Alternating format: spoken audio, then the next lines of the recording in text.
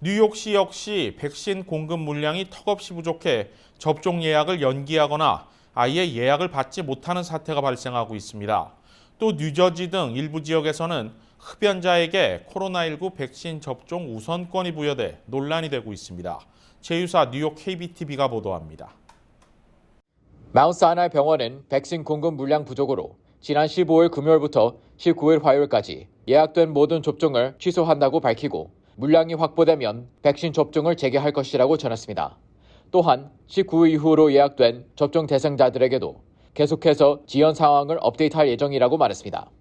뉴욕대학 랭곤 메디컬 센터 역시 백신 물량 부족으로 더 이상의 예약은 접수받을지 않을 것이라며 추가 물량이 언제 얼마나 도착하게 될지 알 수 없는 상황이라고 말했습니다. 이에 따라 뉴욕시는 연방정부와 제약회사 측에 생산과 유통을 즉각 확대해달라고 요청했습니다.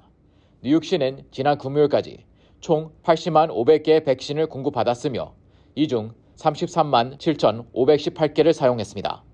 그러나 공급받은 백신 중 약 10만 개는 요양원에 할당되었고 일부는 2차 접종용으로 보관하고 있어 사용 가능한 실제 복용량은 적습니다. 이에 따라 이번 주말경 백신 용량이 바닥이 날 전망입니다. 이런 가운데 브루클린에서는 예약 없이도 백신 접종이 가능하다는 허위 정보가 SNS를 통해 퍼지면서 수십 명의 주민들이 줄을 서서 대기하는 해프닝까지 벌어졌습니다. 뉴욕주는 700만 명의 주민들을 대상으로 백신 접종을 마쳐야 하는데 매주 30만 도스의 백신을 수령하는 현 시스템으로는 접종 목표를 달성하기까지는 수개월이 걸릴 전망입니다. 한편 뉴저지주에서는 최근 코로나19 백신 우선 접종 대상을 흡연까지 확대하자 이에 대한 비판이 고조되고 있습니다. 뉴저지 주 정부는 지난주 65세 이상 고령자나 당뇨병과 심장질환 등 각종 질환을 앓고 있는 주민 외에도 흡연자를 코로나19 우선 접종 대상에 포함했습니다. 흡연이 코로나19 치명 가능성을 높인다는 질병통제예방센터 CDC의 지침과 백신 접종 희망자가 당초 예상보다 적어 백신 재고량이 충분한 데 따른 조치였습니다.